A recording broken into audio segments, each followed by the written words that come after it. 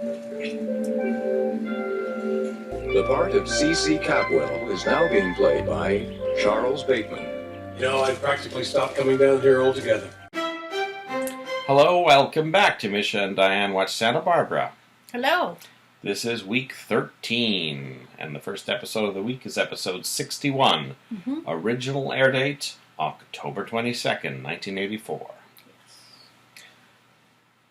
Now, Cruz is talking to Dave on his mini TV. So, Dave is his, sounds like his boss, I think, in the CIA or whatever. Some kind of a contact, anyway. Yeah. And he tells Cruz that they've discovered that someone stole a Russian plane and ditched it off the Santa Barbara coast. So that's what everyone's after. Yeah. And he says, "Don't let us down." See, that's what makes me think he's his boss. "Don't let us down after you almost blew the last one." And Cruz says, "That was the Capwell girl." So I'm assuming that refers to Eden. And they've just sort of skirted around that a little in their conversations. But it sounds like she jeopardized one of Cruz's previous missions. So I hope we get to hear more about that at some point. That should be interesting. And Cruz mentions that Lionel Lockridge is also doing some kind of underwater surveillance as well, but he thinks that has to do with a boat and not a plane. Yeah. Although it's possible maybe Lionel will come across a plane. Or maybe Lionel actually knows about the plane and this other thing is a cover for salvaging we don't the plane. quite know what Lionel's got up his sleeve. We don't know what kind of international contacts he has. Yeah, that's true. Now Santana comes to visit Cruz and says that Brandon and Gina were sent off somewhere by Cece. And she tells him that she broke up with Cece, and he says he should just leave it alone for a while, which is, of course, the opposite of what she wants to do. I don't know if he's just, because he's so in the middle of this spy plane thing, he thinks if he could just maybe delay her a bit until he gets that out of the way, he can help her. Because otherwise he's got two things at once to worry about. Yeah, you can only do so much, and with Joe needing help, and apparently as a job at Capwell Industries too. So she refuses to, leave it alone. This is pretty much what Cece's been telling her. And he says that she's asking for trouble, and she storms out. Yeah. Then Santana goes to visit Summer to try to find out where Gina is, but Summer doesn't know either. Yeah. And then Cece and Cruz meet up, and Cece says Cruz doesn't need to worry, he's seen to things.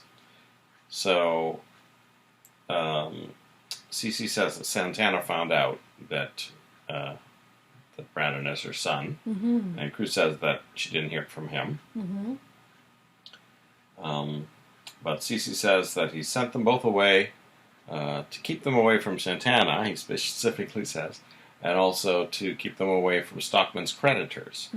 So there was talk about something just went awry in a financial deal before Stockman died. And so, Gina made this is part of the reason Cece got her to sign a power of attorney. Right. Or so he claims, because there was some big issue with his finances. That's right. Of course, maybe Cece's actually one of these creditors. Well, Cece might out be some kind of scheme behind all that, just to get that power of attorney. You never know. So maybe we'll see. Yeah. So after talking to Cece, Cruz thinks he changes his mind and decides he will help Santana to find Gina. I guess he's kind of turned off by the way Cece just said, "Oh, I've sent them away to hide them from Santana." Yeah. So just as Cruz is leaving, Mason arrives, and Cruz says, "Oh, what a shame I can't stay." Yeah. Mason wants to celebrate because he thinks he may have Peter Flint out of his life. But, we're expecting Santana to blow him off, but he suggests dinner, and she says that she'd be indebted to him if he could help her find Gina. Yeah. So Mason still doesn't know why Santana's interested in Gina, but he's got some pieces from before, so I think, there's a potential of Mason putting things together. But interesting that Santana kisses him on the cheek, and don't know, now that she's not with Cece, maybe she might develop a real interest in Mason, or yeah, I felt she was a little bit more strategic in this encounter with Mason than she was in the last one, where they were both genuinely having a very bad day and were kind of leaning on each other. Today, I think she's, as I say, a little more strategic. I think she's kind of thinking about the possibilities of having Mason a little bit closer to her. Obviously, his legal experience, or power, whatever power he has in the DA's office, could be very helpful to her in finding and maybe even getting some access to her child. And plus, he is a Capwell, and she knows he's not getting along very well with his dad. So there's also possibilities there.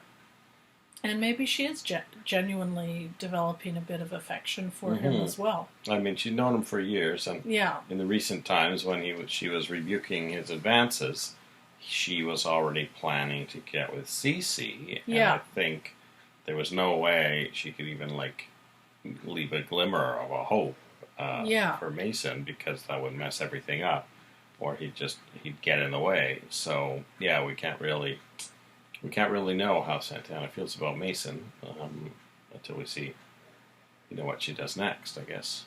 I have to say, with this new recast Cece, it's a much older actor playing the character, and the character is a little bit different. He's kind of wearing a cardigan and just has a more sort of grounded sort of energy than the previous incarnations that were zapping around in a plane and sort of speeding around in a car.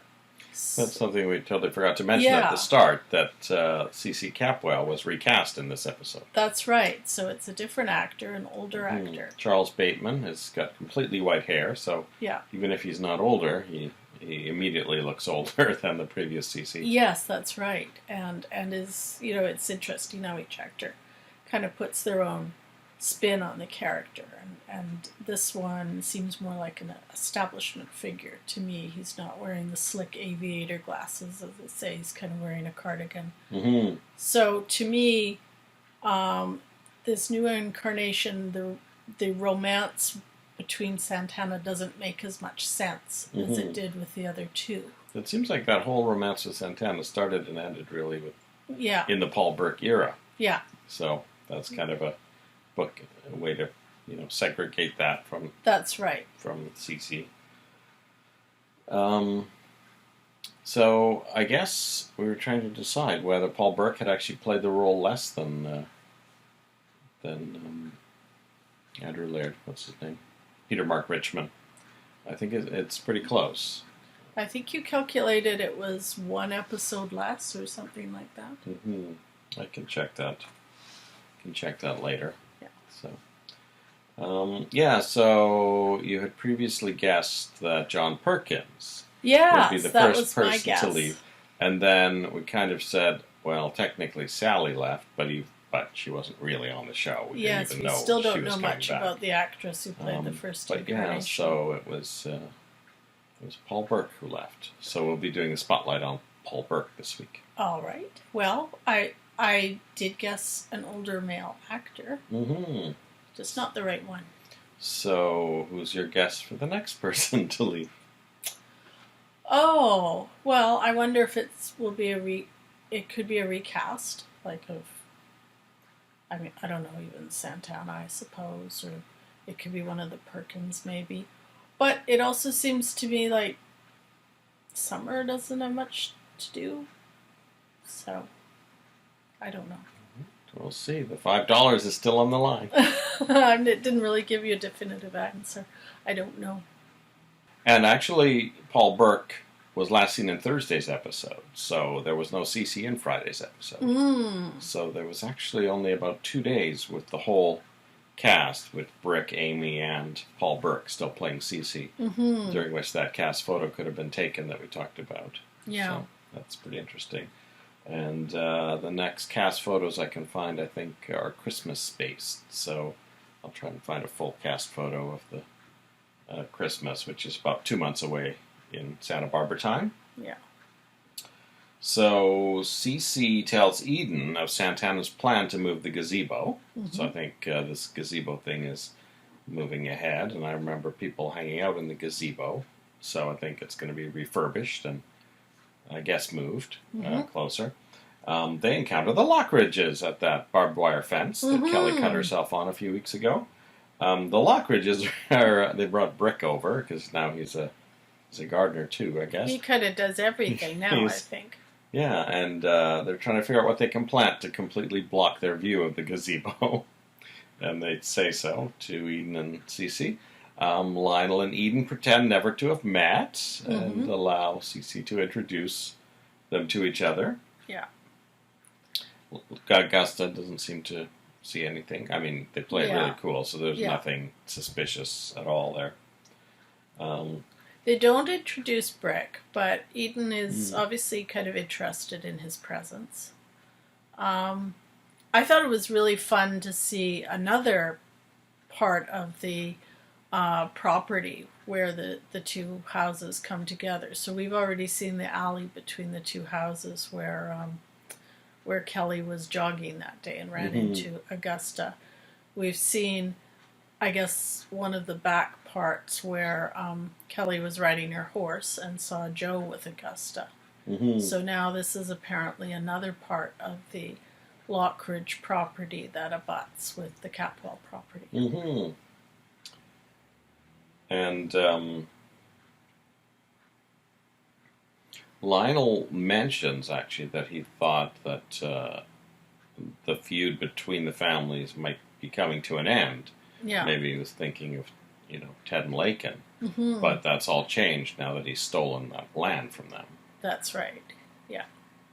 And he says, he tells them to watch the news that night, because some things are about to be revealed. So, Cece's thinking, why should we watch the news? Yeah.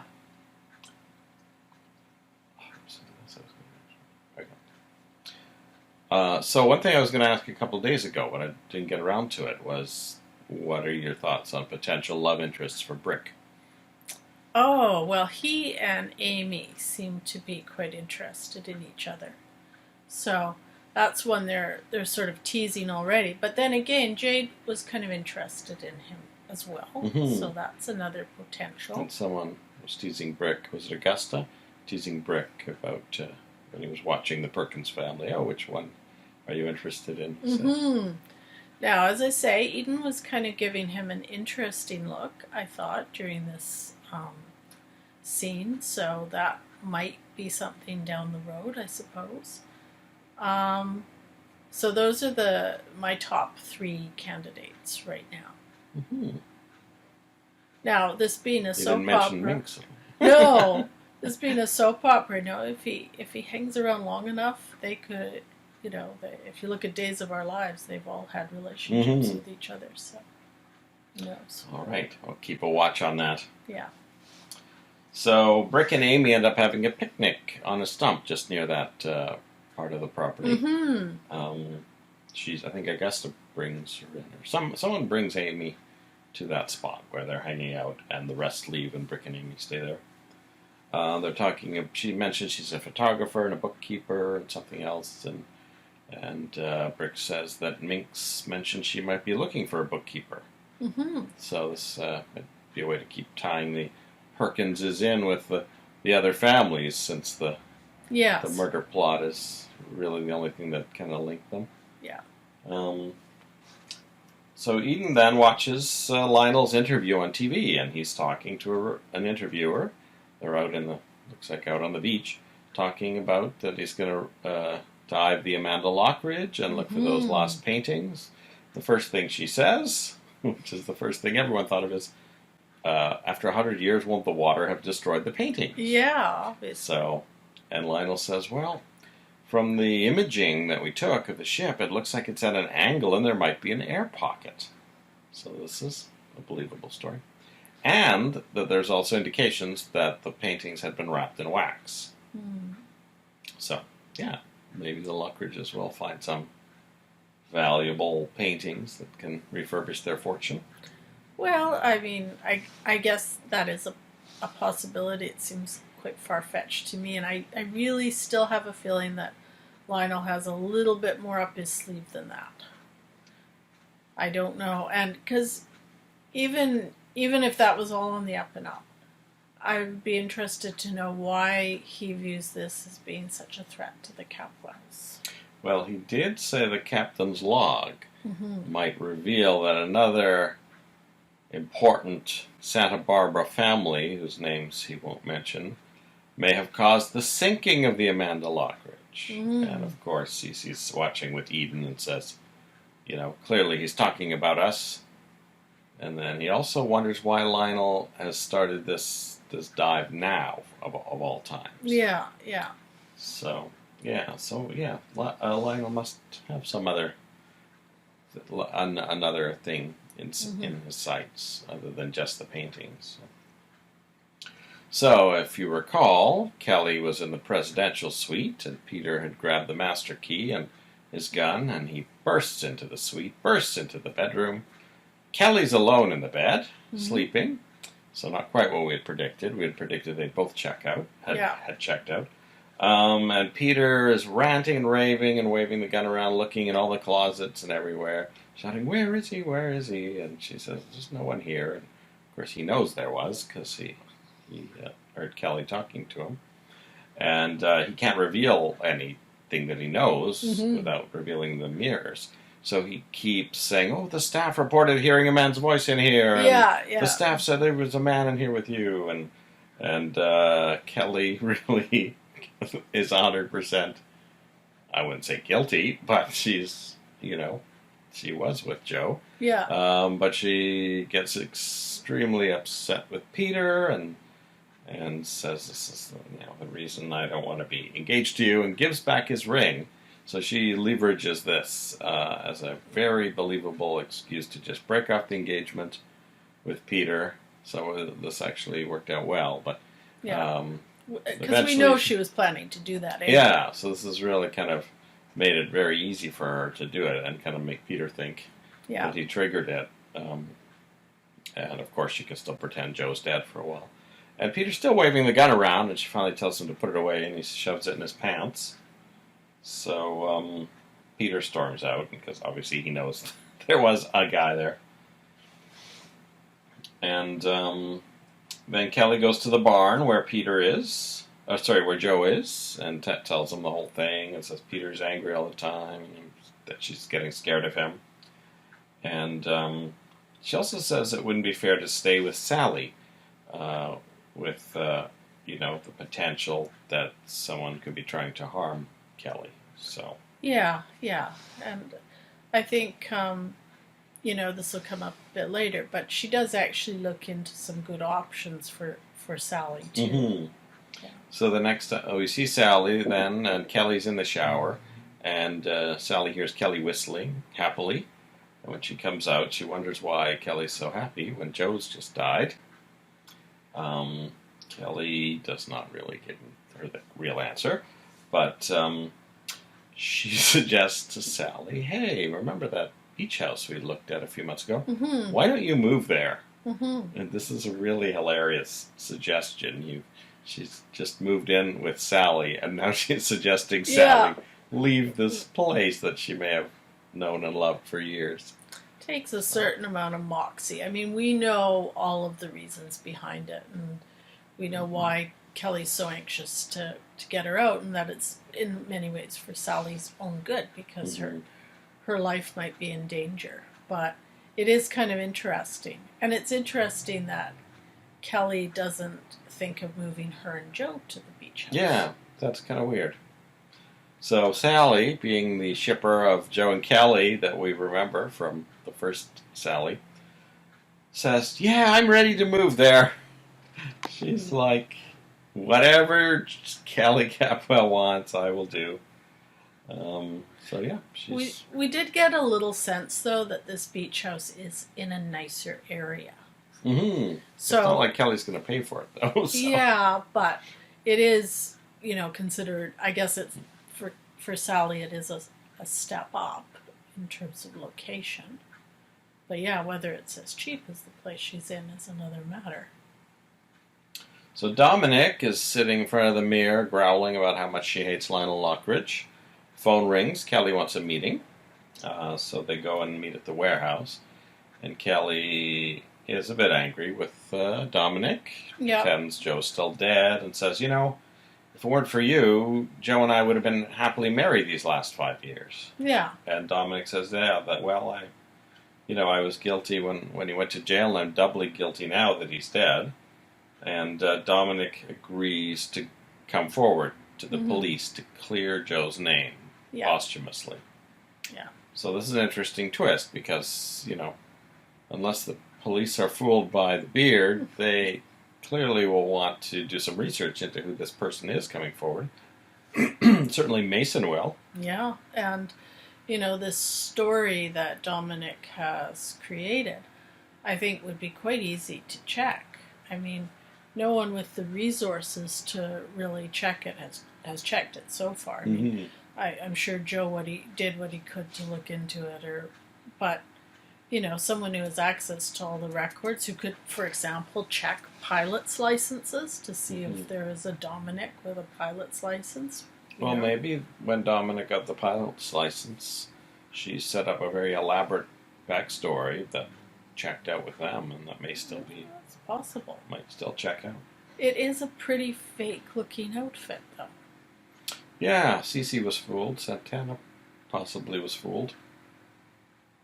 So back at the future Kelly Capwell's house, or apartment, Sally's sitting there, dreaming about Kelly and Joe's love, as we all do.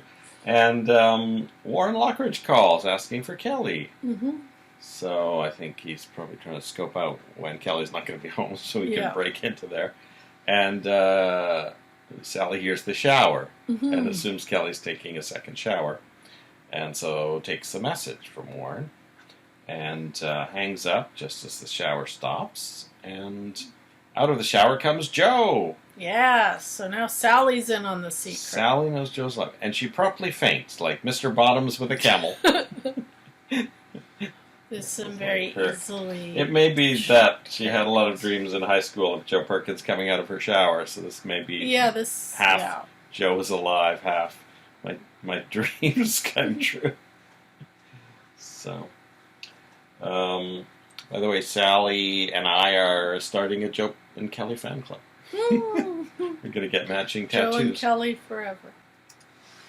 Mason shows Veronica Ginger's mugshot. Mm-hmm. And there's a lot of stuff on there. So Mason leaves, and Peter comes in, and Veronica asks if he's going to be writing any more checks, because Mason is coming back in a few minutes. And that she's seen Ginger's mugshot. And then Mason arrives and says he hopes none of his $50,000 went to Ginger. I think he probably knows she's the one blackmailing Peter. Mm-hmm. And Peter does a similar thing that he did with Kelly regarding Augusta previously. He says, "Oh yeah, she told me about her past once, I think." Mm-hmm. So, he kind of plays it down. Says he knew, but whatever. And as soon as Mason leaves, he writes himself another check. And then he puts that into his briefcase with his gun. And calls Ginger for a meeting, but says, "We can't meet in my office anymore. Mason's watching me." So he wants to meet her at the corner of Anacapa and Santa Barbara. So I'm thinking maybe he plans to kill her with that gun. Maybe. He's got the check just in case he changes his mind or she brings too many. I would have thought Mason would have Peter followed. That's a good point, yeah. Maybe he is, so Mason may see Peter and Ginger on that corner now. It does occur to me, as it's occurred to me many times in watching this, that no one really seems to have done a very thorough job in investigating Peter and not sort of uncovering these aspects of his past. I mean, Ginger seems to be a better investigator than Mason in finding him. Mm-hmm. Between Ginger and Dominic, yeah, didn't really do enough research. Considering Mason has the resources of the entire Santa Barbara Police Department behind him, plus all of the resources of Capwell Industries and unlimited quantities of money. He really hasn't tried very hard to find out who Peter really is. Well, he's got a lot of data available. Mm-hmm. He just needs to go down the right path with his research. So. Yeah. Yeah, if he starts investigating Ginger, he may find a thread that leads him back to Peter. Yeah. Because I would think Peter would have some kind of record. I'm sure his fingerprints would be in the system.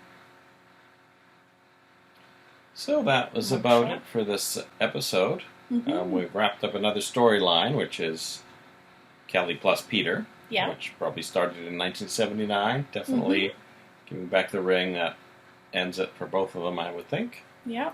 But Peter's got a lot more things to worry about than that. Yeah, and we'll have to see where things go with Kelly and Joe. Yeah. What happens with this whole Russian storyline? Does that go anywhere? We haven't seen the Russians for a while. So that'll be interesting. And of course, we got to find out what's going on with Dominic. And so what was your guess for who's the next person to leave the show?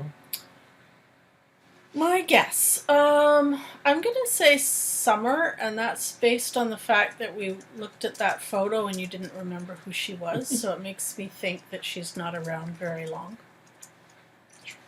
All right, $5 on Summer for the win. All right, we will see you in a few minutes. For us, a day after we watch episode 62 of Santa Barbara. See ya. This week's spotlight is on Paul Burke, who played C.C. Capwell, number 3, on Santa Barbara.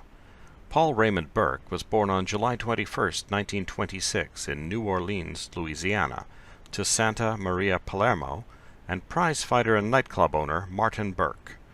Burke was educated at prep schools, where he was drawn to acting.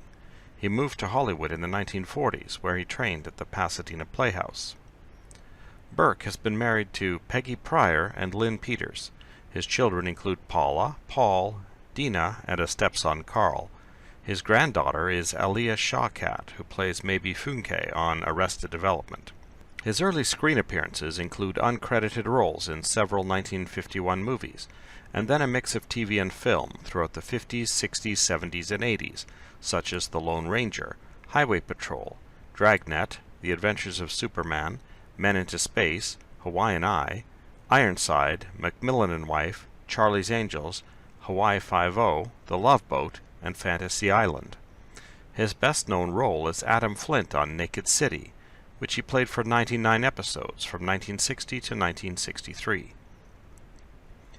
Beginning with episode 34, Burke appeared in 21 episodes of Santa Barbara as C.C. Capwell, taking over for Peter Mark Richmond, who had been cast temporarily after Lloyd Bochner was unable to continue in the role. After Santa Barbara, Burke appeared in shows such as Hotel, Cagney and Lacey, and Columbo.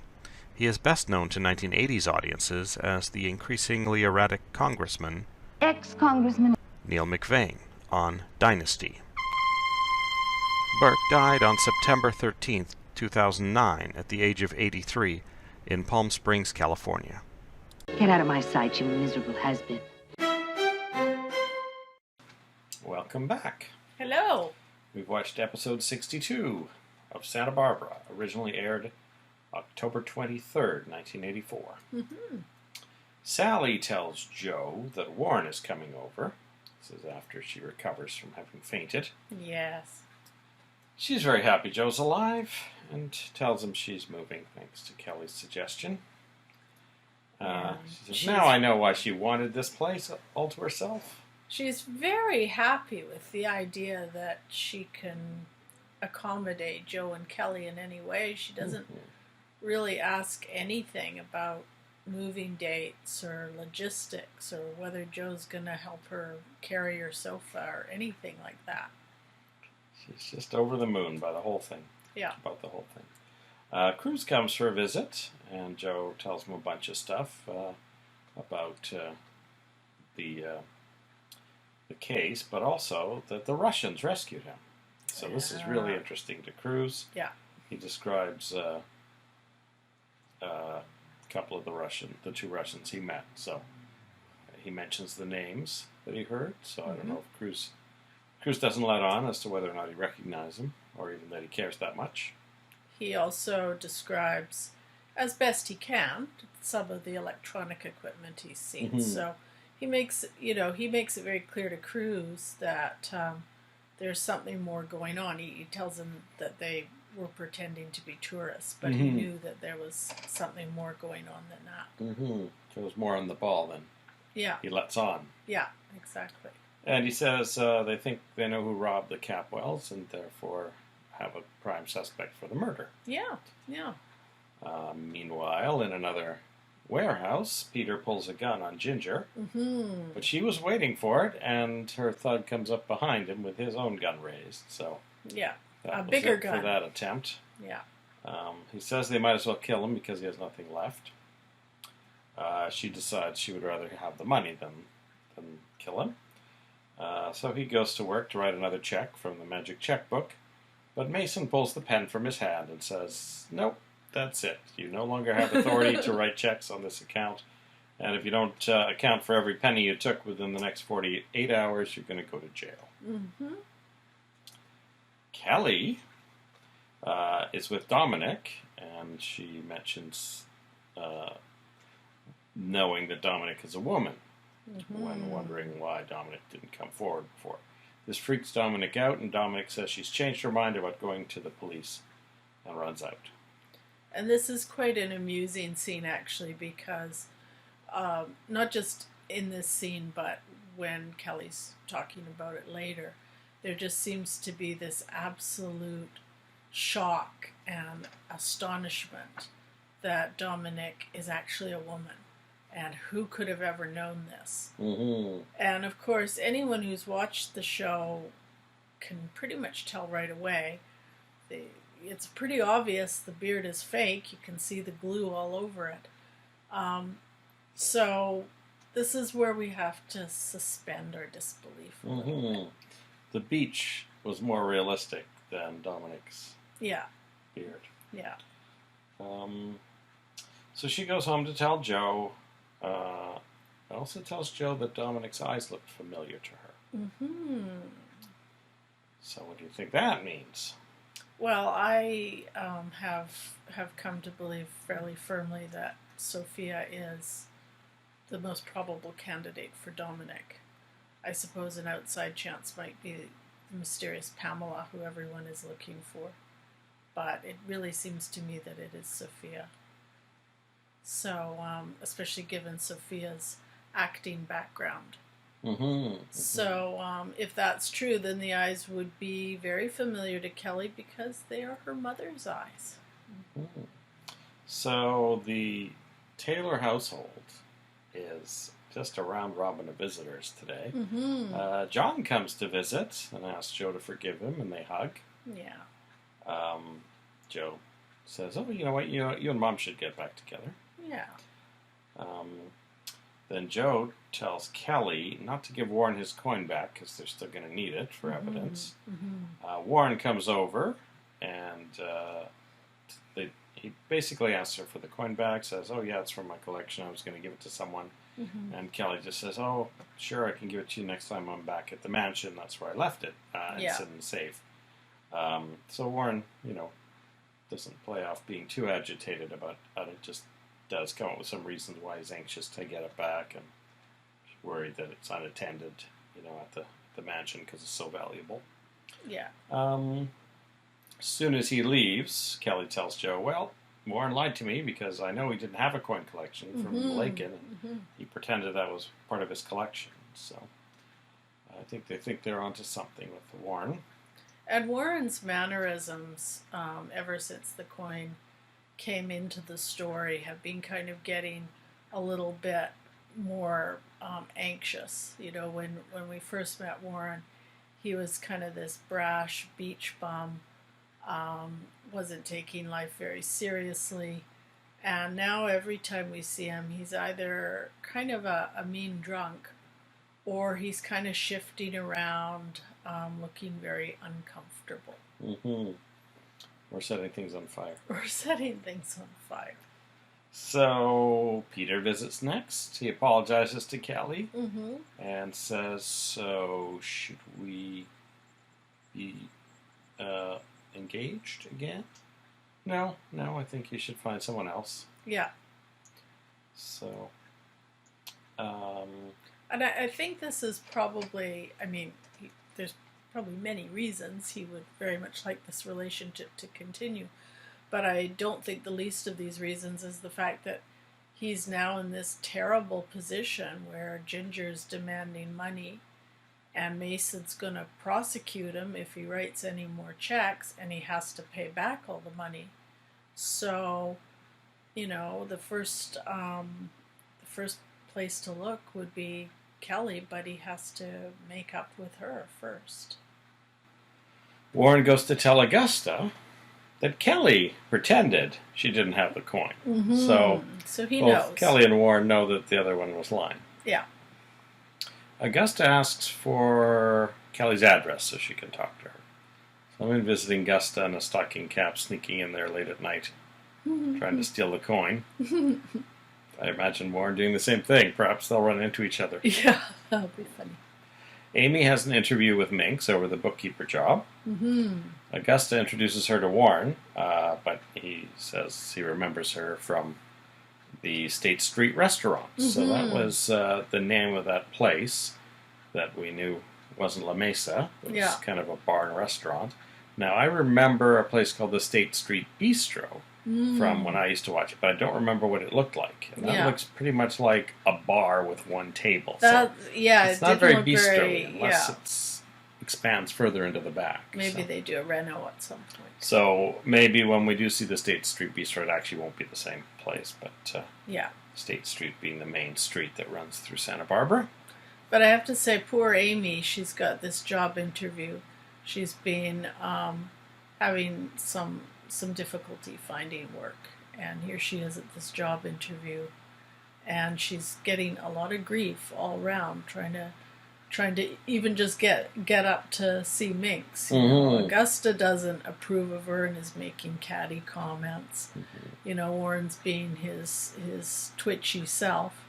And Augusta finds out that Brick set up the interview. Yeah. She thinks there may be something nefarious going on to get Minx's money. You know? Yeah. And Brick's giving her all this advice, which, you know, about how not to be afraid of Minx and just stand up for herself. And, you know, that's not necessarily the type of thing you need to hear when you're going into a job interview. So. Right. Yeah. He didn't mention a riding crop, so... No, and sadly we didn't get to see Minx. I would have really liked to have seen her. I think she wasn't there yesterday either, I don't think, when they were setting this up, so... when Amy gets home, she tells her parents she didn't think the interview went well. And also asks if their parents are getting back together. Marissa lets John stay over for the night. So I think they're probably going to get back together. I think so, yeah. After Mason takes Santana to lunch, they immediately start talking about going to dinner. And he says, you know, if you thought lunch was great, dinner's going to be amazing. Anyway, when he leaves, she closes the door and rolls her eyes and sighs. So I think she's not interested in Mason. No, I think we did a couple episodes ago see a genuinely warm moment between them when they were both having a bad day.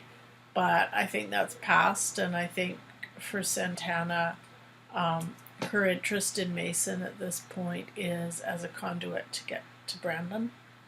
And Mason, as ever, is still very interested in Santana as a prospective partner, but we're seeing now that that's probably not reciprocated by Santana. So we see Mason has a detective, which I don't know if it's a private detective or one civil servant, but he's got the detective out searching for his mother. Mm-hmm. He then gets Peter's key to Peter's apartment from Veronica. He then tells Cece he's interested in Gina romantically, and Cece approves heartily of this. I guess, he figures that the Stockman's money, could maybe end up getting merged with the Capwell money someday if Mason and Gina get together. They're about the same age, I think. Mm-hmm. So, I don't know if I misheard this, or if Charles Bateman is still memorizing names, or if he was kind of mumbling.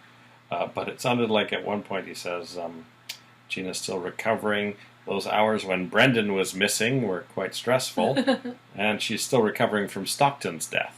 So I heard Brendan and Stockton instead of Brandon and Stockman, but maybe that was just me. So yeah. Mason goes to Santana and tells her the good news, Mm-hmm. and she kisses him on the lips, and then he asks for another one. She just gives him a hug. Yeah. But he says, sadly, he can't go to dinner with her because he has to deal with Peter. Mm-hmm. So I think he's planning to wrap things up with Peter that night. Yeah. And then as soon as he leaves, Santana makes a plane reservation for Nice. So she will be tracking down Gina. Mason starts to search Peter's room. He apparently has a warrant, because when he knocks, it says he has a warrant. No one's there, lets himself in. And then calls Veronica right away, and Veronica says, you better get out of there, because Peter left quite a while ago and he's on his way. So Mason doesn't have a chance to actually look for anything. Yeah. But he hides out in the hallway, and maybe he's waiting for Peter to come home so he can properly serve the warrant. But it's not Peter that comes home first, it's Ginger and her two thugs, and they lockpick their way into the room. And so Mason witnesses that. And it occurs to me that, Mason just goes there on his own. He doesn't bring police with him. So he must not have been expecting any trouble at all from Peter. Mm-hmm. Or fully expected him to be, I assume, at work. I don't know. Maybe he wasn't planning to arrest Peter. Maybe he was planning to say, oh, look, I found all this evidence. Yeah. You should leave town tonight and never come back. I mean, that may be that the actually sounds sort of more like it. deal that he may have been planning to make. So that way he's always got something in his back pocket. Yeah. So when Peter arrives, he demands all the money back from Ginger. Mm-hmm. She said, well, I don't give refunds. He said, Yeah. well, Mason's going to arrest me in the next couple of hours unless I return all the money, and you won't get any more money out of me if I'm in jail. Yeah. And Ginger decides to cut her losses.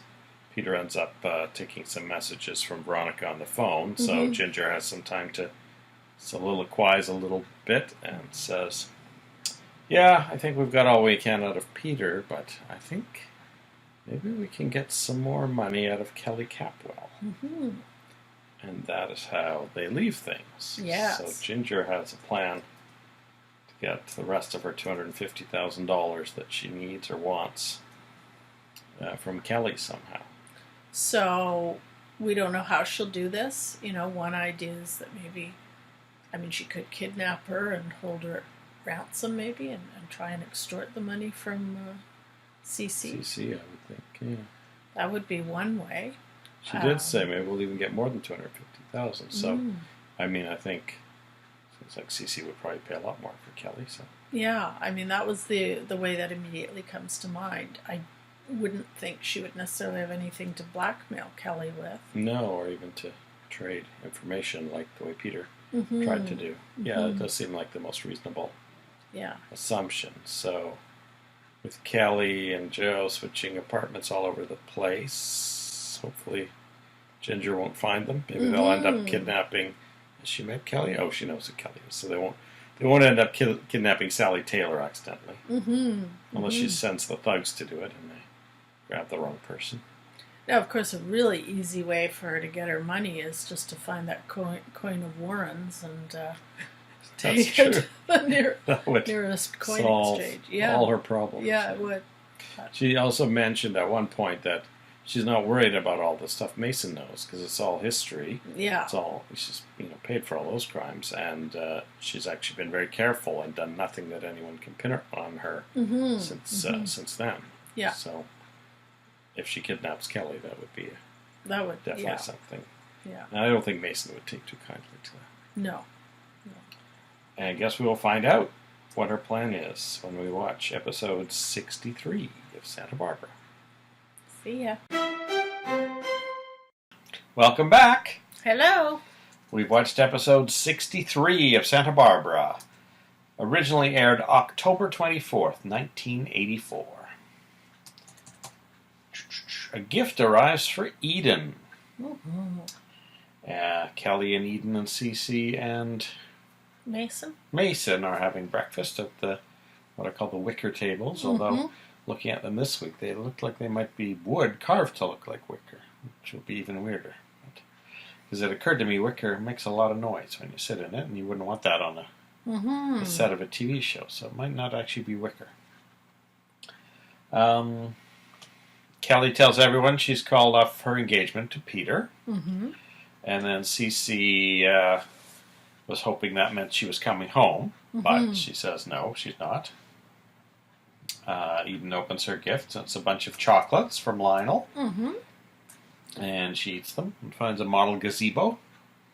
And I have to say the chocolates are a better gift than some of the gifts he's been giving her, in my opinion. Because the next thing that arrives is a weird angel pillow. Yes. Or something that we couldn't figure out what it was. But we knew we wouldn't want it ourselves. And that came with a note saying for her to meet him at the gazebo at 8:45. And she mentioned she didn't think that he would back down from trying to meet her again. So Lionel is all dressed up, and he tells Augusta he's got to go out to meet with some scientific minds. People who do things like diving and lifting up wrecks and things like that. So she decides to tell him that she's going to have Brick drive her to a concert. And then he says, well, why don't you just invite him to go in with you? This conversation is our first hint that Augusta and Lionel actually do have a somewhat open relationship. They actually mention that they have a deal not to fool around inside the house. Yeah. So Eden puts on the scarf and meets Lionel at the gazebo. And she's wearing the scarf and the belt that he gave her, which I didn't remember the belt. No, I didn't remember that Maybe either. that was something we thought was another necklace. Yeah. And she says, oh, it's just a coincidence. So she's playing with him, but she tells him basically throughout the meeting she doesn't want any more gifts from him and doesn't want to ever meet him again. Yeah. And he agrees. And then he says, till next time. Yeah, he gives her a little flower, which was growing in the crevice between the two properties. And this seems to have great significance to Lionel. Something about love blooming in unexpected places or something like that. I can't remember the exact metaphor, but anyway, it seems like Lionel's not going to give up, and since Eden has laid down the law and then met him anyway several times now, I would say that they will probably continue on like this for a little while anyway. At least they're not meeting in the graveyard anymore. So that's right. This is gazebo, a bit nicer. This is probably the start of all that gazebo stuff I remember from years ago, that it was a popular piece of set that where people hung out. Now the kids, speaking of hangouts, come up with some rules for their clubhouse, aka the old motel. They are scrubbing very ineffectively on the countertops. And Jade comes up with various rules, like you need reservations before you can come. And they have to be phoned in. You can't just show up. And Ted comes up with a name for their venture, Frisky Business. Because, of course, Risky Business would have been a big movie at this time. And they all wear Ray-Ban sunglasses. And Ted decides to wear them into school as well, which Mr. Bottoms doesn't care for. No. They put up a sign advertising the clubhouse, and at least the kids in Mr. Bottoms' class seem to all be into it. Mm-hmm. Talk about making reservations. So now Mr. Bottoms wants them all to talk very diligently about the prospect of having children. Mm-hmm. And then that lasts about a minute, that conversation. And then Jade wants him to talk about sex, but he skips over that and wants to talk about home ownership. Mm. So somehow in 4 minutes, they've glossed over 2 important things. So, yeah, I'm not sure Mr. Bottom's teaching style is really... It's kind of scattershot. I actually am starting to suspect that Peter Flint was a better teacher at this point. I did actually have a question for you about the clubhouse, because there was one thing that I was a bit confused by, and that was, I think Lincoln and Jade said something about how the money they made from the clubhouse would have to go to the school or something like that, and I was just kind of confused by that.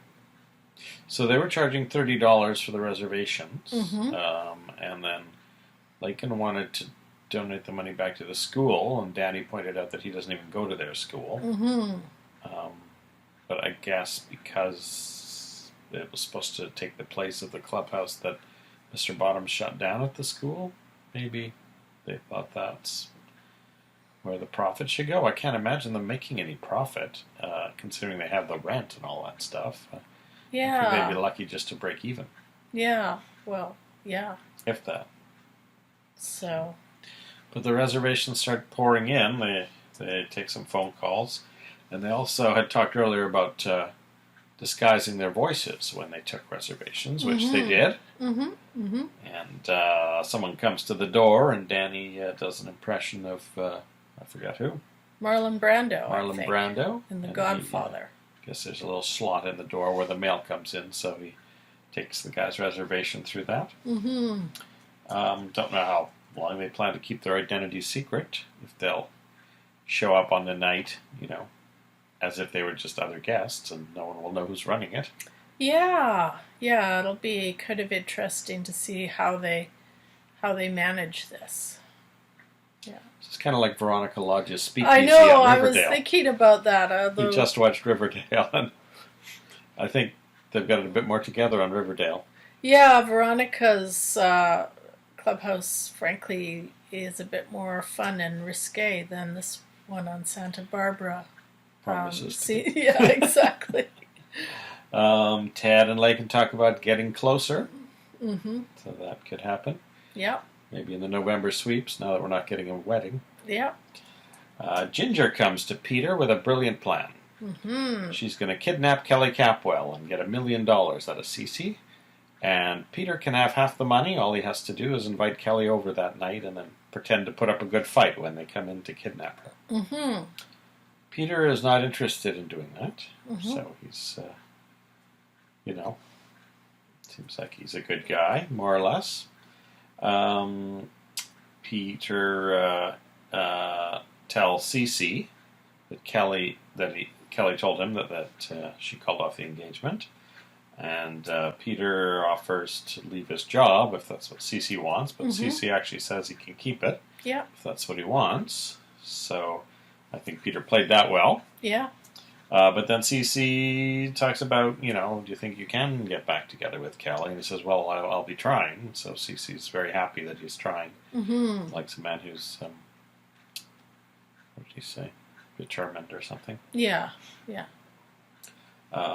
Then Peter, Peter's going back and forth in his mind about this kidnap plan. He ends up calling Kelly, or Kelly comes to see him, and he does talk her into coming to his apartment at 9 o'clock. He says it's something important, but he can't talk now. Then he changes his mind again and asks Veronica to track down Kelly so he can talk to her. Tells her to look at Sally's or La Mesa. Ginger calls to make sure he's on track. And he says, oh, Kelly's suspicious. Ginger said that doesn't make any sense. Well, she has nothing to be suspicious of. Yeah. You're just trying to, throw a wrench in our plans. And he tells Ginger that he will be there. And then when he hangs up, he says, like hell I will.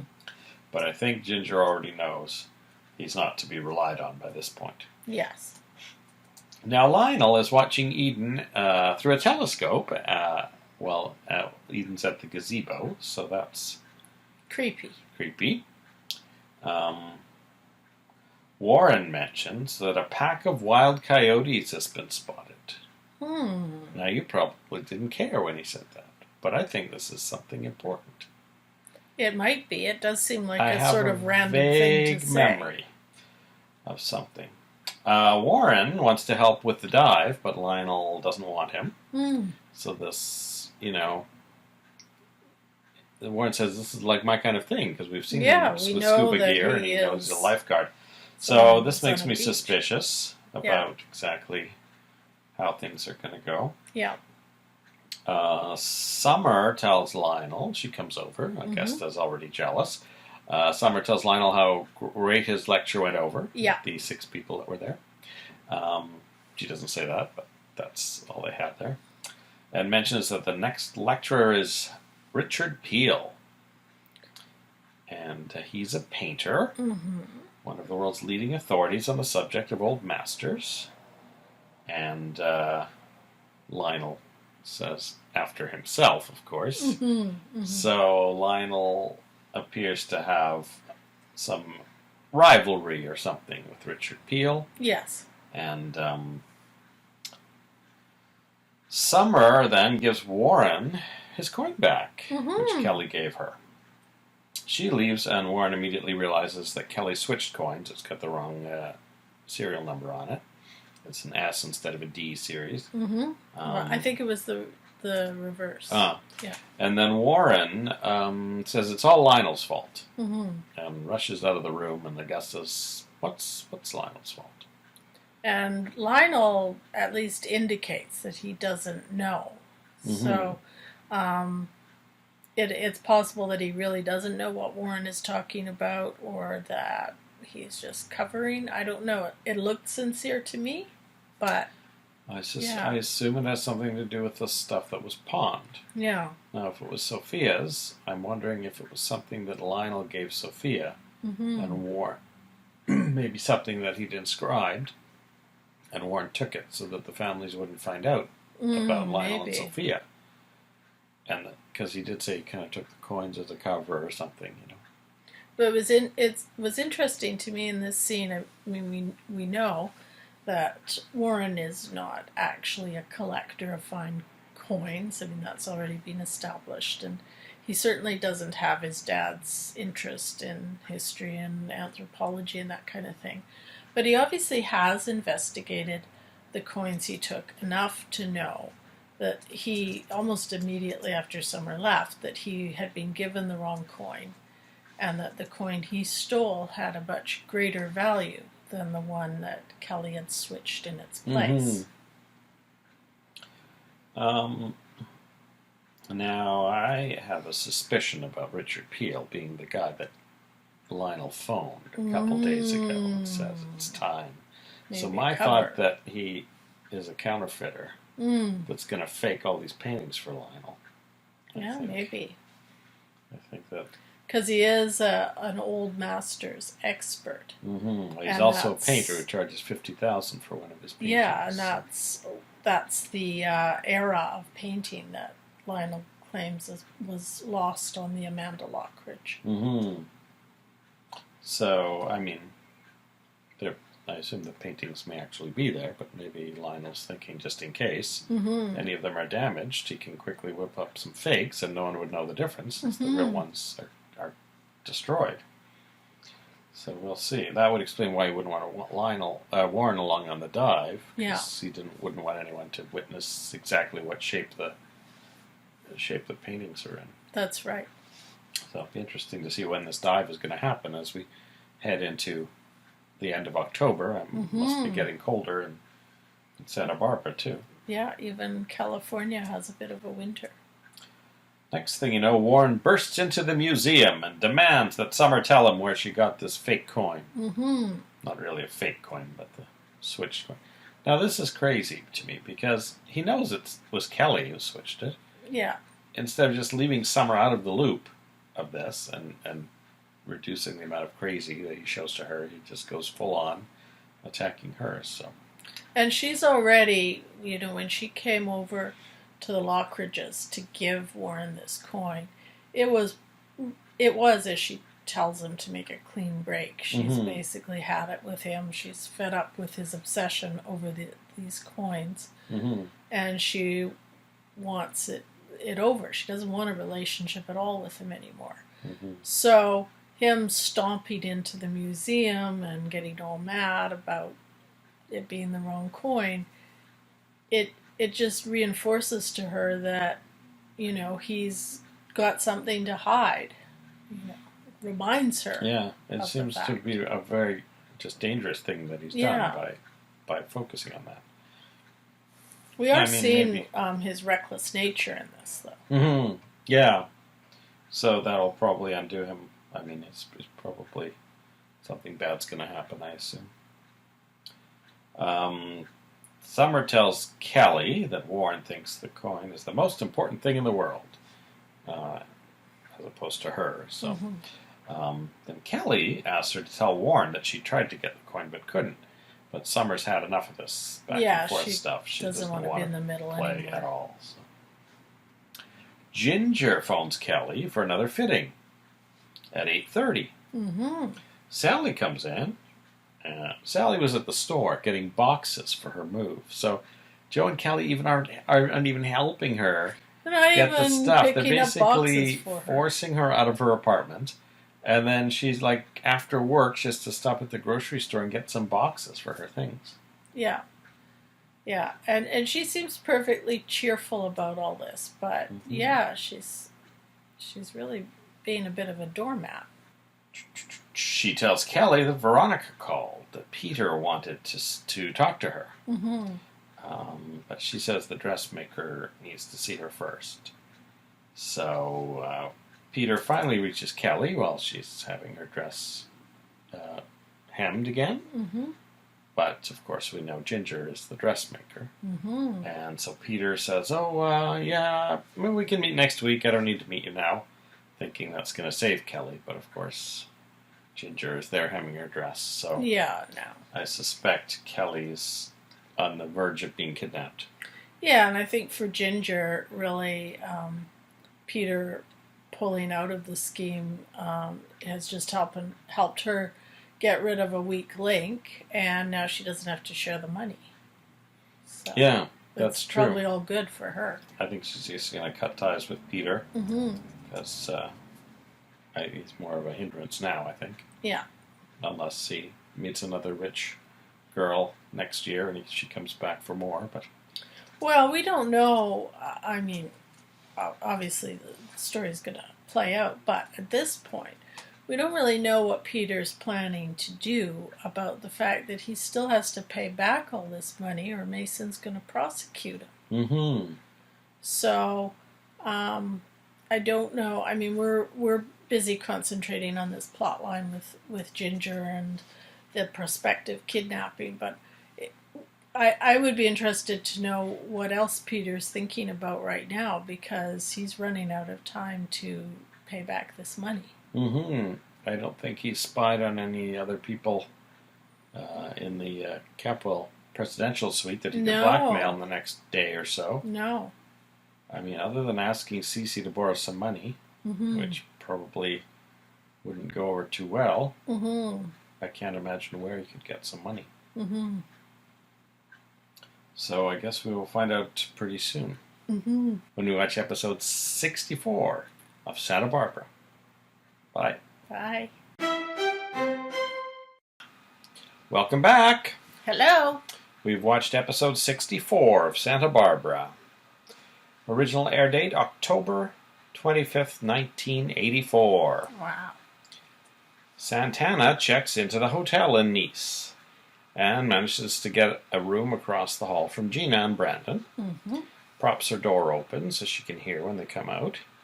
And when they go down to the pool, she doesn't get out of bed in time, and they're already walking down the hall. Yeah. So then she goes downstairs and sees them in the lobby. Gina's talking to the receptionist about something, and Brandon's playing elsewhere in the lobby, but Gina gets angry with him for wandering off too far, and Santana seems kind of upset by the way Gina's talking to Brandon. But I think, Gina's worried that Brandon could get kidnapped, I think. I think Cece may have said something to her about that. So I think so, because she knows that Stockwell had all these creditors, and she understands that she's there partly because there is an element of danger. So I think that's part of it. One of the things that she discusses with the receptionist at the hotel, the concierge, is that she's going to need a sitter. And Santana overhears this. I think Santana might end up being that sitter. But Gina knows her, right? But she's left it to the concierge to find the sitter. Yeah, so Brandon will know her, though. So, yeah, I don't know how it's going to be weird when Gina I don't realizes know how it will work Santana's exactly, with but Brandon. I really think... But I agree that sounds like it Yeah. probably will happen.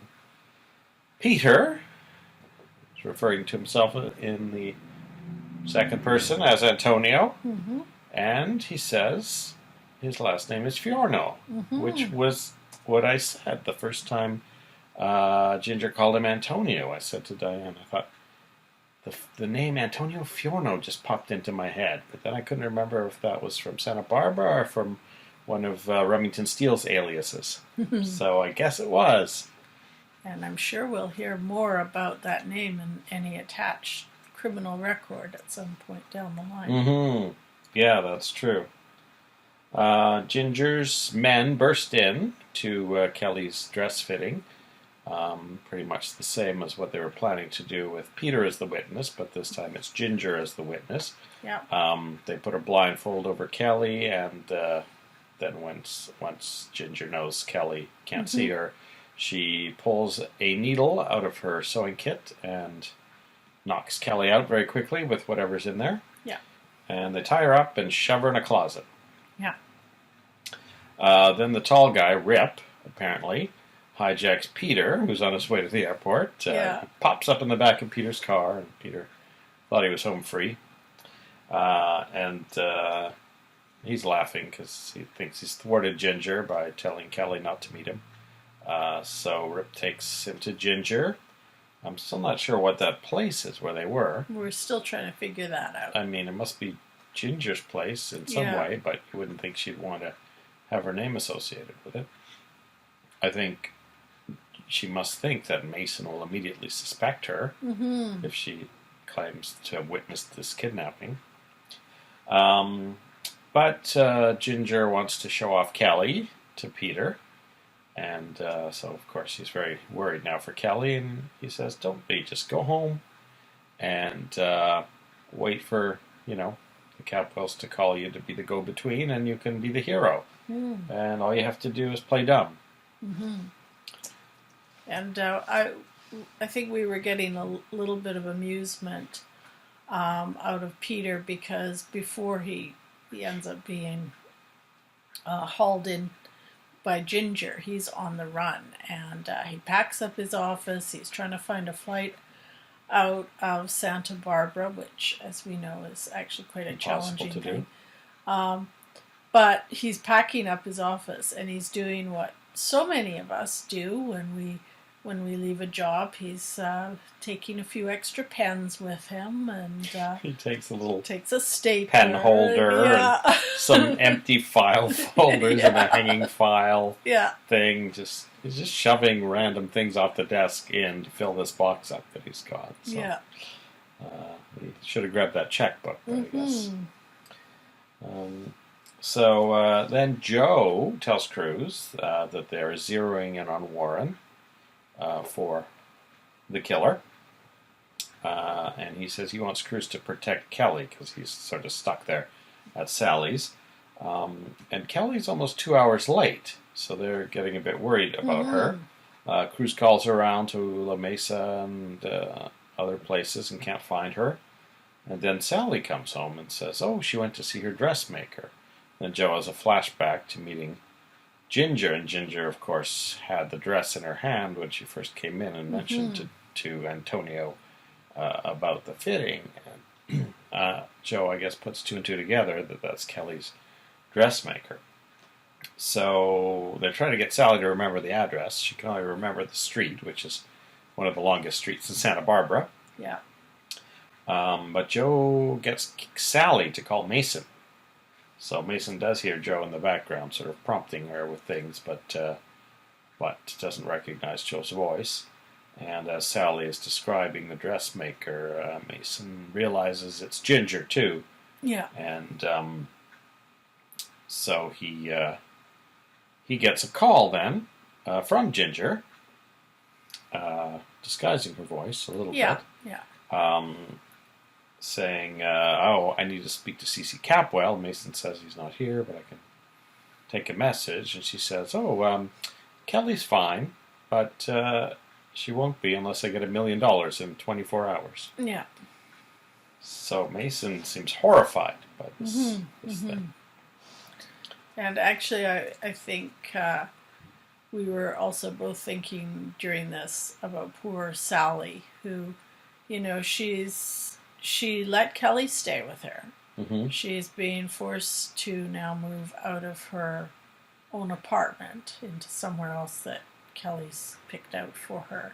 She's having to do it all herself. She's had to go and get her own boxes and everything. And now she's got Joe yelling at her for most of the episode because she can't quite remember this obscure number. Mm-hmm. She'd written it down and then gone to work and then threw the paper out while at work. And she said it's probably in the dumpster now under a bunch of food. So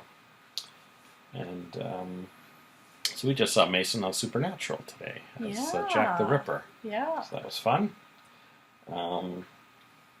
And I think Ginger's crossed over into Psycho territory today. So I'm going to start a new feature after this part of the podcast called Kelly Capwell's Psycho Gazebo. And we'll start logging all of the psychos that appear on Santa Barbara over the course of 8 years and see if we can't fill that gazebo. Summer decides that maybe Kelly is the problem and not Warren. So I don't know how much logic went into this.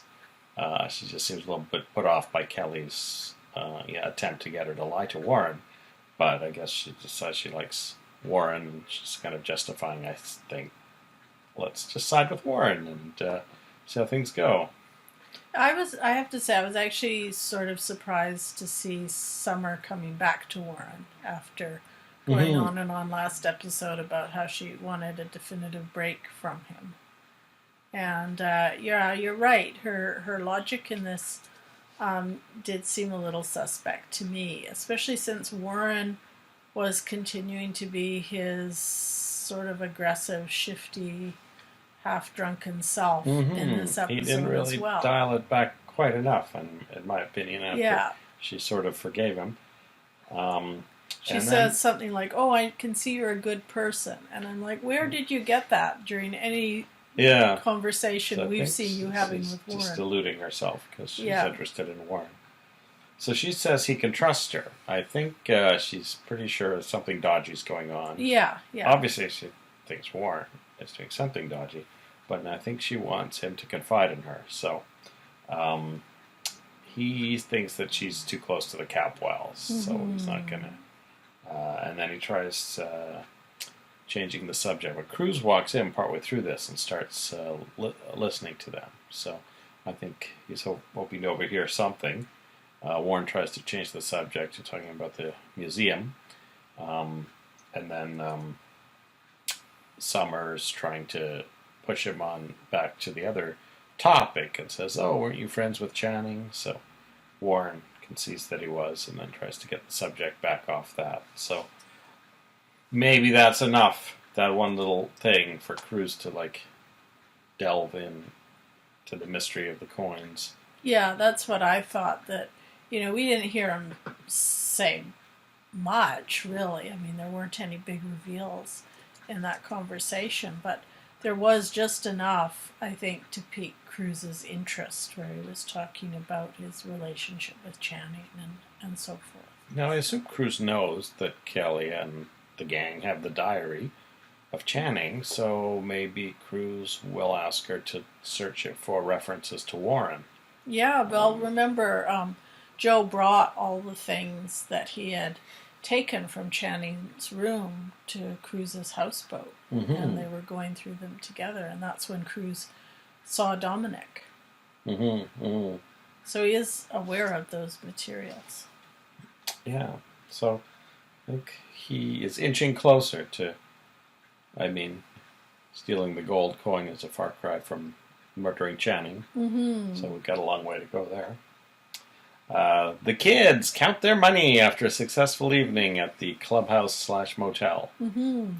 And the girls are counting the money. The guys have finished cleaning all the rooms. So I guess they're just, the motel's a big free-for-all, and private party rooms going on everywhere. I wouldn't bet on those rooms being very clean. I know, we saw the one that that Lincoln and Ted slept in that one night.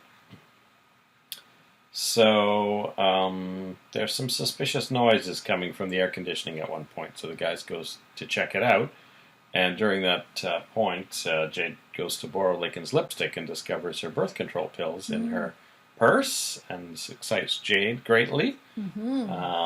She asks Lincoln when the big night is, and Lincoln says she hasn't got anything planned, and Jade says, let's make it next Friday, and Lincoln says no, she doesn't want to plan anything. Sex by committee. Yeah. So then later Ted and Lincoln are alone and talk about what a beautiful couple Charles and Diana make. So they talk about Charles and Diana at some length. Ted decides they're a better couple. And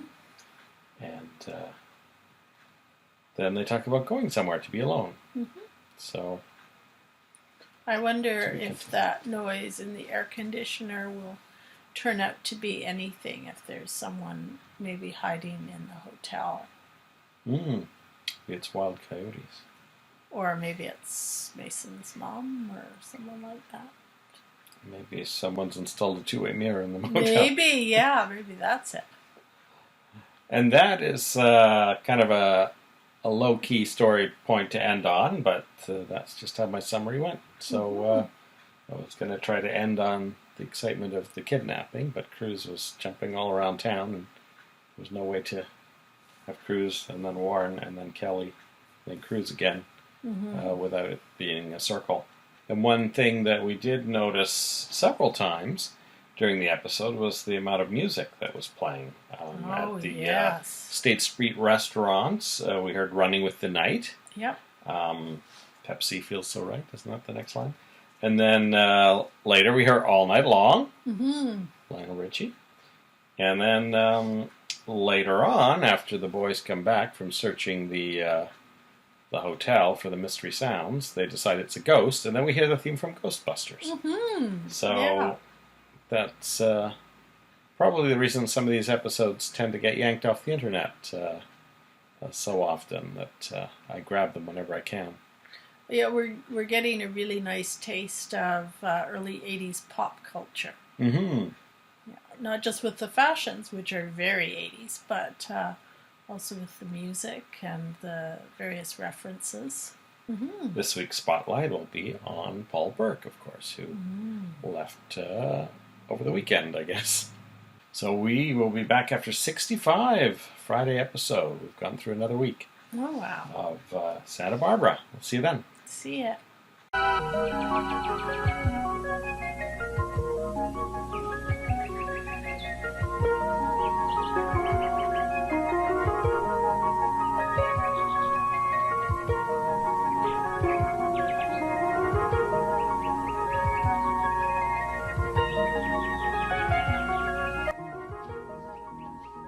Kelly Capwell's gonna die. So is Peter Flint. I'm toying with the idea of a double ceremony.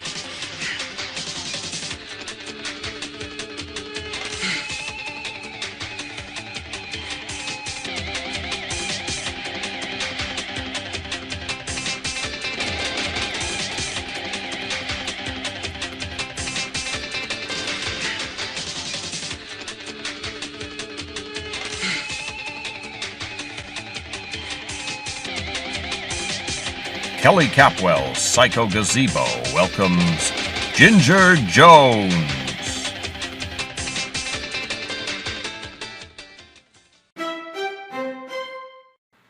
Welcome back. Hello.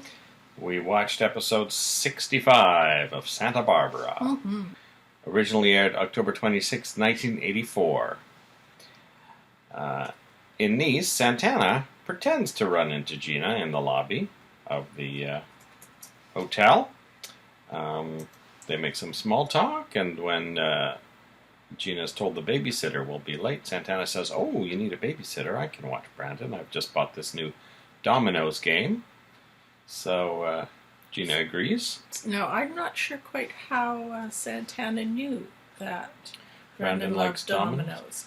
Was that brought up in their brief conversations earlier? I mean, it must have been, but I don't remember. Yeah. I don't remember it. But she bought that game specifically so that she could have it when she ran into them. Mm-hmm. So Gina says, "Okay, well, you can spend the afternoon with Santana, but Santana, feel free to pass him off to the babysitter if you get tired of him." Yeah. So she and her date leave to go to the casino, and then Santana gets rid of the babysitter, and they go up to the room to play dominoes. And they build houses out of the dominoes, so that's not really part of the game as far as I'm aware. And then Brandon suggests they jump up high, and then when they land, the tremor will topple the domino houses like a mini earthquake. Now, I have to say, Santana isn't really dressed for any of this. She's got her heels and a suit on, and is immaculately made up. So she's certainly not dressed like someone who's going to be babysitting. It's good that they're not out playing, catch or something. Yeah, yeah. But they do have a lovely long hug at the end. Mm-hmm. Yeah. Eden tells Cece that she thinks the gazebo should stay where it is. Now, she says that's, where it was designed to be. So I don't know if she just has a romantic notions about it, or if she thinks that'll be a nice dig at Santana. Well, and I think, too, it's near the Lockridge property, and although she's sent Lionel on his way, I don't know how serious she is. I think she's still intrigued by him. I don't think she would really mind seeing him again, and they had a rather interesting encounter there, so I don't think she would mind running into Lionel again at the I think if the gazebo were moved, it would be in the line of sight of both the Lockridge and the Yeah, Capwell house. exactly. It wouldn't be very good at all for clandestine meetings. No. So Ginger is on the phone with Mason and wants $1 million. Mason says that would be impossible to raise in 24 hours. Mm-hmm. Then he has a tap put on all the phones. Sally calls, and Mason tells her that Kelly's been kidnapped. And with Joe's prompting off screen, she suggests that it's the dressmaker who's responsible, and Mason agrees because he's pretty much figured out that's Ginger. Ted gets off the phone and says, "Rats! Some guy named Antonio Fiorno has booked the presidential suite out from under us." I'm wondering if that will be at all significant later, that they know this full name and it's attached to the presidential suite. Maybe and there's Ted will mention it to Mason. Yeah, there's only and Mason will say, "No one's booked. allowed to book that suite but family." Yeah. That could be. They decide to find somewhere else to have sex. He calls home to tell Cece he's going to be out all night, and then it's when Mason tells him that Kelly's been kidnapped. So he tosses Lincoln into the Jeep rather abruptly and says, "We got to get home." And I was thinking as I was watching this scene that probably most people under the age of 25 would not really understand why they spent so long in that scene looking for a dime for the payphone. But that is how it was back in 1984. That is how communication was done between people in different locations. Cruz bursts into Peter's apartment and demands to know where Kelly is. He's pretty rough with him. Antonio plays dumb, but Cruz says, "Joe told me everything, Antonio Fiorno." Now that's interesting because I don't think the last name was mentioned during that Ginger, Joe, Peter encounter. Because otherwise... Don't think so. It Now, was just mind you, we mentioned didn't yesterday. see it all. Like, we saw bits of it, That's right? possible. And also, maybe Cruz started investigating based on just the name Antonio and got Fiorno from his CIA investigations. Well, one thing I think that's becoming clear over the course of this show is just how good a spy Cruz really is. I mean, he knew all about Santana's baby just within from a his day. brief conversation with her and doing a little bit of investigating, poking around in Acapulco a little bit. And he's put things together really quickly about Peter. And I wouldn't be surprised if that little snippet of conversation he overheard between Warren and Summer yesterday will actually get him moving in various investigative directions as well. So we're seeing just how good an investigator he is. And by contrast, we're seeing just how many holes there tends to be in Mason's investigations. Yes, Yeah. that's true. Yeah, Mason never did find out who called in that other search and rescue team that he said he was going to find out when Joe was missing. Antonio says he doesn't think Ginger has anything to do with it, because Cruz is already thinking it's the two of them working together. Cruz ends up pushing him into a chair and threatening him if anything happens to Kelly. Peter goes to the Capwell mansion. Ginger calls there and plays Cece a tape of Kelly's voice. She demands that Peter deliver the $1 million. And Mason manages to get a trace on the call to a phone booth. Cece wonders why Peter. That prompts Mason to bring up the fact that he's lent Peter $50,000 recently and that he's written a whole lot of checks on the real estate account. Cece says, we can deal with Peter later. Yeah, so complete 180 turn. Yeah, he welcomed Peter in 20 seconds earlier. Now he says, we can deal with you later. Peter's like, oh, I'm just as worried about Kelly as you guys. So I think he needs to play it that way. There's no other way for Peter to play it, but I don't know anything that's going on. And, that was always going to be a dodgy bit. Why would Ginger insist it's Peter? Also, I just noticed a little bit of semantic change there in that Mason has now lent Peter that money. Was it a loan before, or was it giving a payment Peter? For the information? Yes, well, maybe I misspoke it. Unless No, you he did. I did notice that. So it seems like possibly Mason is changing the terms of that agreement as well. Maybe he doesn't feel he quite got his $50,000 worth out of the bit of information Peter gave him. Right, he hasn't really done too much investigation about Brandon lately, and now this Kelly thing is going to divert him for one assumes a few days. Now Cruz goes to visit Joe, and Joe tells Cruz he thinks Peter's behind the kidnapping. He wants Cruz to call Dominic and set up a meeting. So Cruz does that. Dominic comes to the houseboat and is happy to discover that Joe is alive. So happy that she drops her deep voice accent and just delivers a couple lines in her own voice. But then she's immediately horrified to find out that Kelly's been kidnapped. Now Joe wonders if Dominic knows Ginger's full address, because he knows she's been, following all the various people around, and maybe knows. But before he can get the info, Dominic starts to cry and says, "First Channing and now Kelly. Why Kelly too?" Yeah.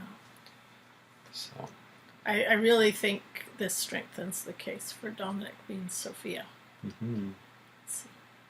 Cece says, "This is the worst night of my life." So this seems to be worse than the night Channing got shot. I know, that was the first thought I was thinking. Now Mason's like, okay, now I'm third in the queue behind Kelly and Channing. Well, maybe behind Eden and Ted too. We don't know. A clipping of Kelly's hair arrives. They had been taunting Kelly about, isn't the appropriate thing to cut off your ear? But looks like they went with some hair. Augusta visits Sally, as she said she was going to do. She obviously wants to try and find that coin. Now this is interesting because she notices Joe's boots, which Sally's trying to hide by standing in front of them. And Sally says, "Oh, yes, they belong to my boyfriend." And she said, "I thought you moved out." So somehow Augusta has this information that Sally... And I guess Sally, even though the place is still full of her stuff, I guess Sally's moved out now and just hanging out there. She's just let them have all her stuff, too. Yeah. She really ships Joe and Kelly. But yeah, Augusta has obviously been keeping tabs. I mean, that's what it shows, that she's been keeping tabs on Kelly's situation. So then she says, "Oh yeah, my boyfriend and I came to visit." And then Augusta says, "And he left without his shoes." So really, Sally's really treading water, trying to keep this lie about the boots alive. But most people wouldn't even have dignified any of Augusta's questions with an answer.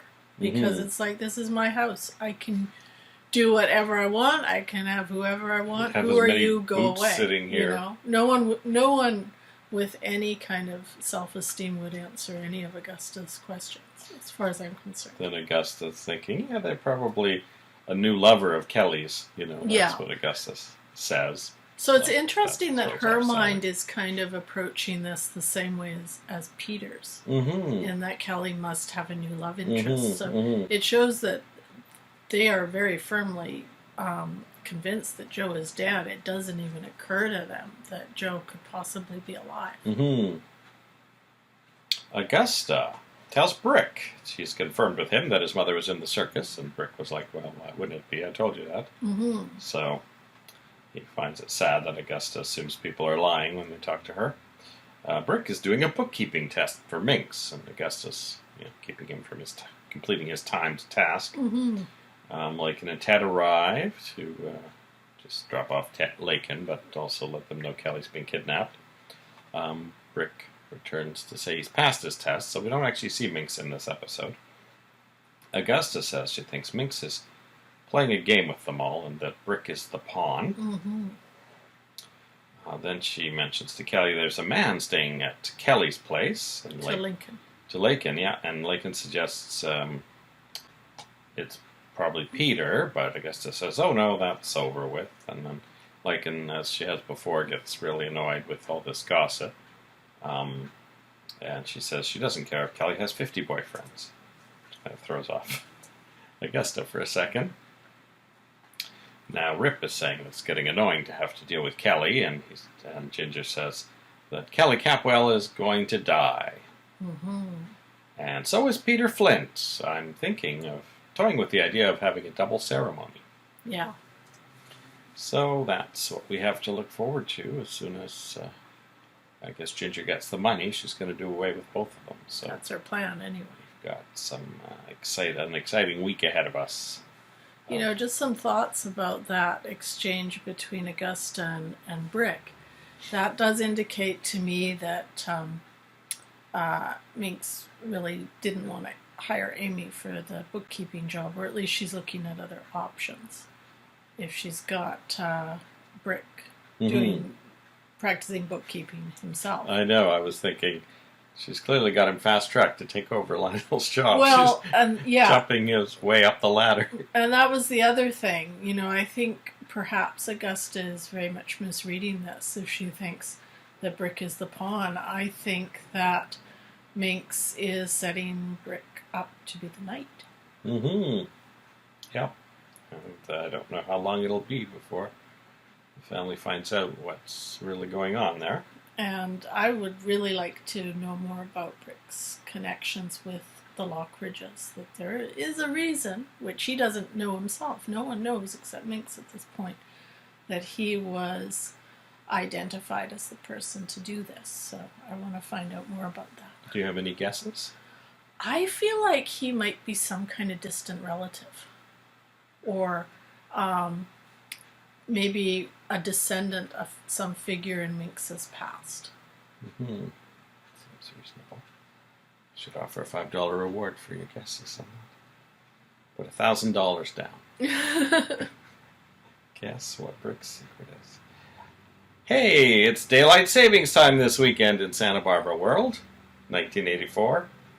So set your clocks back. And we'll be back next week with week what are we on? Week 14? Week 14 of Santa Barbara. End of October, going into November. So, see you then. See ya.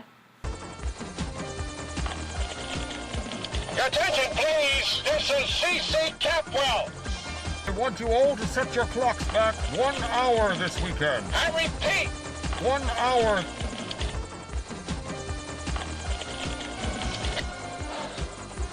I don't want any lives lost in this. Get out of my sight, you miserable has-been.